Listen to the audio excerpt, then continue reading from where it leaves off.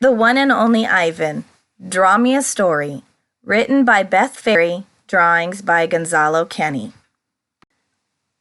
Ivan was a gorilla, the only gorilla at the Big Top Mall. The mall was a strange place to find a silverback gorilla, but sometimes the most magnificent things are found in unexpected places. The mall was Ivan's home, and he was happy there, mainly because it was filled with his friends. There was Thelma and Murphy and Henrietta, Frankie and Bob.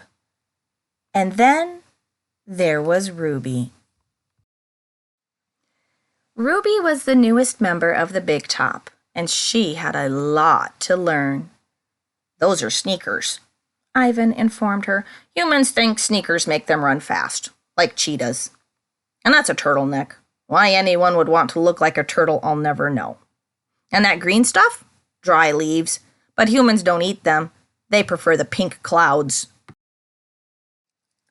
"What's that?" Ruby asked, pointing at a pile of sticks. "Crayons," said Ivan. "They help me draw pink clouds and blue lakes and green forests." "Ivan's crazy about his crayons," Bob piped up. "and his drawings." Bob was right. Ivan's domain was filled with drawings. Drawings of beetles and bananas, drawings of beautiful places, drawings of old friends and promises made. "Draw me," Bob demanded. "You never draw me. I'm completely drawable and adorable." "It doesn't always work like that," Ivan said. "Art has to come from the heart."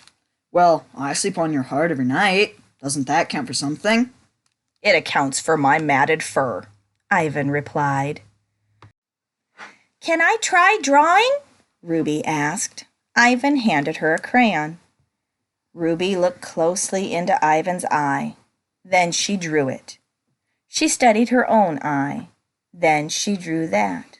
"Look," she said, "our eyes are the same." And they were, both round and dark and beautiful. Ruby finished drawing Ivan, then rummaged through the pile. "Where's the color of me?" she asked. There was no crayon that matched Ruby's wrinkly skin. Ivan reached for a small box. Inside was a silver crayon his human friend Julia had given him. "Silver for the silverback," she had said. Ivan had been saving it for something important.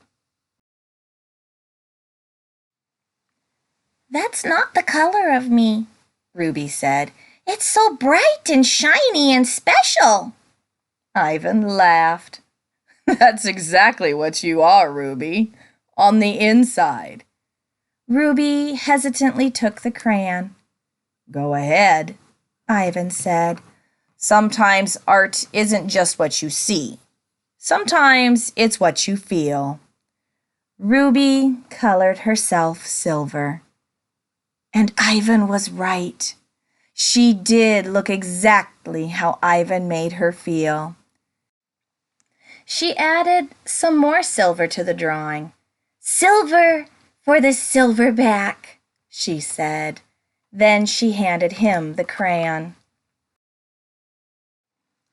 "Will you draw me a story?" Ruby asked. Ivan wasn't very good at telling stories in words. Maybe he'd be better at telling one in pictures. He thought for a long time. Then he drew line after line after line, and finally 2 lines next to each other. "Whoa," said Bob. "Is that modern art?" Ivan arranged the pages on the floor. "That's not a story," Bob said. "That's math." "It is a story. It's the story of us," Ivan told Ruby. "The one and only Ivan and the one and only Ruby, always together."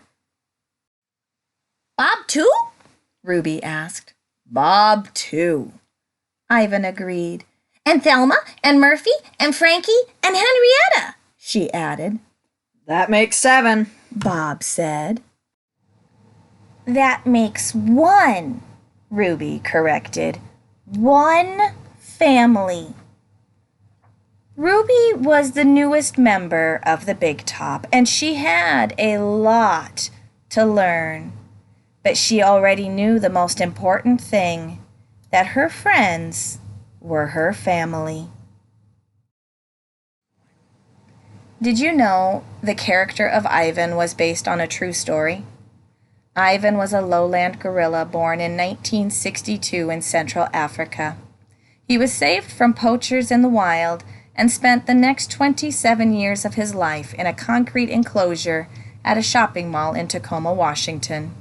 In 1995, the animal rights group PAWS successfully raised $30,000 to purchase Ivan and relocate him to the Atlanta Zoo, where he spent the rest of his years in peace. His life remains an example of the hope a community can inspire and the change it can create.